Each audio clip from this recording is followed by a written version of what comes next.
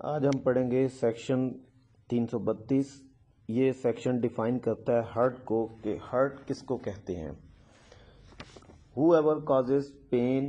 harm, disease, infirmity کا مطلب ہے انسان کے جسم کے کسی عضو کو نکارہ کر دینا،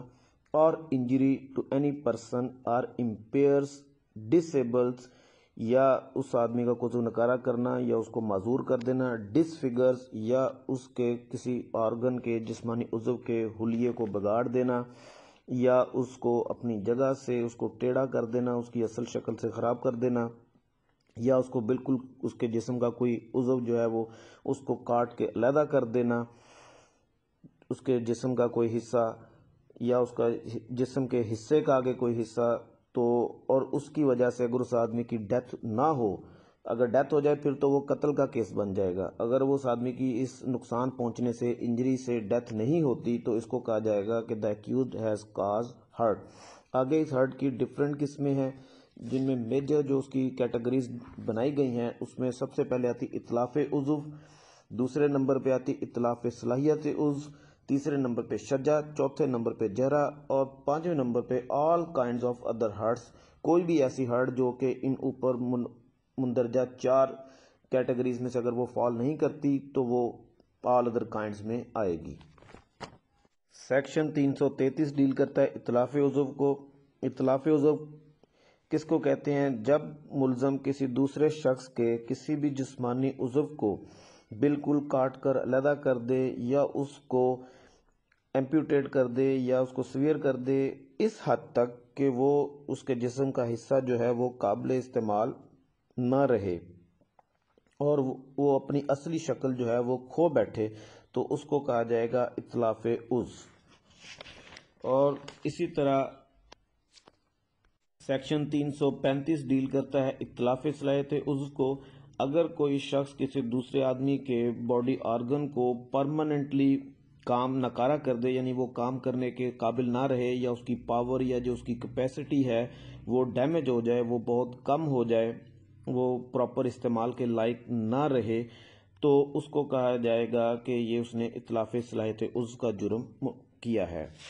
اب سیکشن 334 جو ہے وہ 334 وہ پنشمنٹ فار اتلاف عضو کو مینشن کرتا ہے کہ اگر کوئی ملزم اتلاف عضو کا مرتکب ہوتا ہے تو اس کو کیا سزا دی جائے۔ یہاں پہ کوئی شخص جان بوجھ کر ہرٹ کاز کرنے کی نیت سے یا اس نالج کے ساتھ کہ اس کا ایکٹ جو ہے وہ دوسرے آدمی کو ہرٹ کاز کرے گا، اور اس کے ایکٹ کی وجہ سے دوسرے آدمی کا عضو جو ہے وہ ضائع ہو جاتا ہے، اتلاف عضو کی کیٹیگری میں وہ انجری فال کرتی ہے،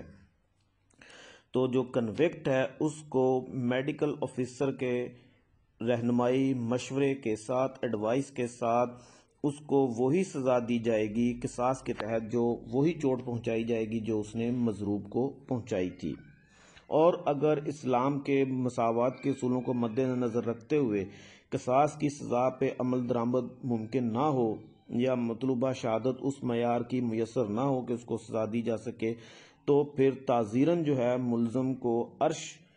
پے کرنی پڑے گی۔ عرش کہتے ہیں ایسی کمپنسیشن فار ہرٹ جو کہ قانون نے اسپیسیفائی کر دی ہو کہ اس ہرٹ کے نتیجے میں اتنی اماؤنٹ ہوگی،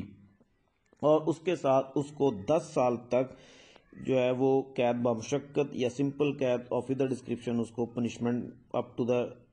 لمٹ آف 10 ایئرس اس کو قید کی سزا سنائی جا سکتی ہے تعزیر کے طور پہ۔ اور سیم یہی سزا اتلاف صلاحیت عضو کے لیے ہے۔ سیکشن 336 اس کو ڈیل کرتا ہے کہ جب کوئی آدمی جان بوجھ کر ہرٹ کاز کرنے کی نیت سے یا اس انٹینشن کے ساتھ، اس نالج کے ساتھ کہ اس کا ایکٹ جو ہے وہ دوسرے آدمی کو ہرٹ کاز کر سکتا ہے، وہ اتلاف صلاحیت عضو کاز کر دیتا ہے،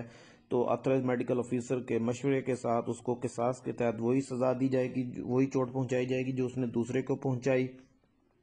اور اگر اسلام کے برابری کے اصولوں کو مد نظر رکھتے ہوئے قصاص کی سزا دینا ممکن نہ ہو، تو پھر جو ملزم ہے، جو کنوکٹ ہے، اس کو وہ عرش پے کرے گا مضروب کو،